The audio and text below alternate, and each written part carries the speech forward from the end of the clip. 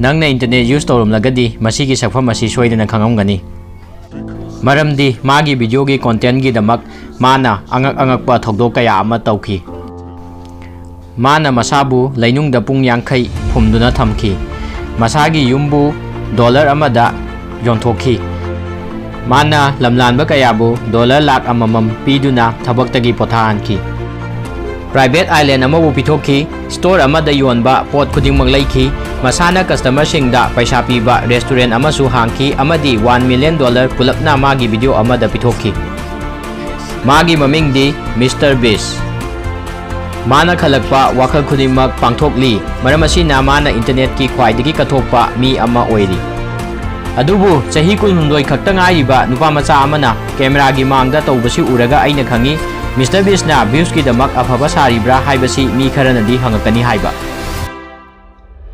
Masigi paukhum aina soidana pijagani aduna video asi loiba fawbo yengbiu.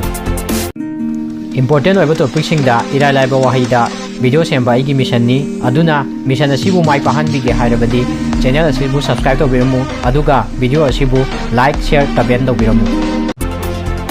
Aikoi pumbana Mr. Beast na tawriba mayam asibu karigi mahakna tawribano khangge hairabadi paisa mayam asi leitringai gi Mr. Beast adubu hanna aikoina khangdokpa mathau tai. Ever since I was 13, I feel like it was programmed in me. That sounds weird. People thought it was crazy. It didn't make sense. It didn't make sense to me either. I was just like, I'm gonna be a YouTuber. Viral sakadaba video mayam gi secret code khangdringai gi mamangda Jimmy Donaldson chahi 16 khakta ngairiba icham chamba teenager amagi punchi hingamba angang amani. Adubu mana video sembagi pamjaba asi mayamga iman manakhide. Mana video kaya college kara phawbada thagattuna chahi kaya experiment tawki makhal gi video lising kaya. I thought it was a freak of nature because like people would tell me all you do is talk about YouTube, you're too obsessed with YouTube, like get a life. And so I was so untalkative. People thought like there was problems with Pana school karakpa matamdagi magi makoktagi YouTube pu tawthokpa ngamkide maram aduna chayo ani gi matungda school dagi drop out tawki. Masagi chahi 19 surakpada mana magi family gi yum thadokhi mana chahi kaya changna amuk magi phone na video kaya namduna honaki microphone icham chamba ama phaw lekhide amadi magi laptop iya daba amaga pairami. Adubu honabadi lepkhide maramdi mana lairasu YouTube video nataba atopa thabak tawninkhide. I really hope I have 1 million subs by now. Please, future. Nongmadi yamna crazy oiba stupid genius idea ama magi wakhalda lakhi.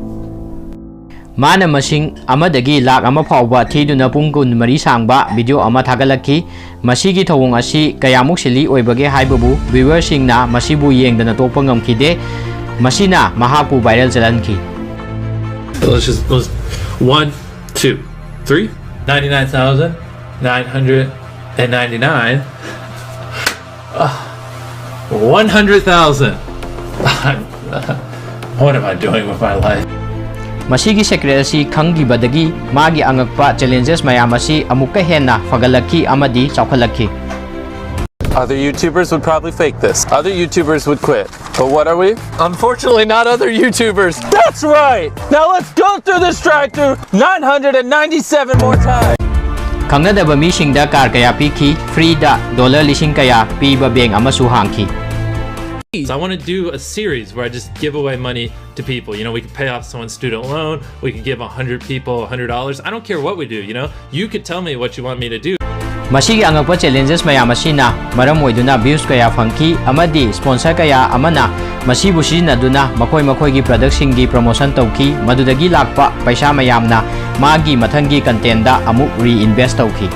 So many people say they want to do what I do, but it's like, do you really? Because I literally gave up my entire teenage years before I was 13 till after I was 19. So my whole teenage years were grinding on YouTube. Challenges mayam asibu mai pakhan bangamnaba magi makhada miyoi yankhaidi thabak tawri aduga tha khudingi $4 million thadaduna video content kaya amasu semli. But that's good content. I gotta be miserable. Asibumnama asi taraba matungda aikhoigi bol oiriba question aduda amuk laglasi Mr. Beast na views khaktagi damak afaba saribra. Pakuma sidi hoi amadi natte. Hoi, Mr. Beast na tawriba mayam asigi maram amadi views ki damakni maramdi views tagi mana paisa phangli. Adubu aina thamoi sengna mayamda haijari madudi aina thajai Mr. Beast mikup amata fake oikide haiba. But if I don't give it to you, I don't have a viral video. So you're using me for views? Yes, but you get money too. Masana ahanba sponsorship tagi tanjakhiba paisa masana tungjanjaba yaba $10,000 adubu maga karisu thonadaba homeless man amada karisu khandaba tawdana pithoki. If you want to take it, it's about $10,000. I'm not joking. I like helping people. I've always even when I didn't have much money, if I had money in my wallet, I'd just give it away. Magi asugumba afaba amadi achumba wakhalna Mr. Beast pu chahi inau nongna magi yamlaba lan amadi magi influence pu sirinaduna afaba tawbada pungning thogatli. 2019 da 20 million uthanaba $23 million mahakna khongatpa ngamki. Asinasu pendaduna mathangi chahida masagi oiba food bank amasu launch tawki. Beast Philanthropy will be doing 4 food drives a week. This warehouse and everything you see here will literally be supporting thousands of families. When you give someone so much money that it's like what they make in a year, and you're just like, throw it at them and see how they react. It's so much fun to me. I don't know. I mean, I don't know how to put it. Masi pumnamak asi ahing amada oikiba nate yamna akanba willpower sahi kaya changna honaraga amadi miyoi kaya bu nohanba thabak kaya tawbagi thingba ngamdraba apamba amana Mr. Beast pu oihalakibani. When I'm older, probably in my 50s or 60s, I just want to take all the money I make throughout my life. Maybe it's millions of dollars, tens of millions, hundreds of millions. Maybe it's a billion, I don't know. And I just want to take all that money and I want to just do as much good as possible because why not? You know what I mean?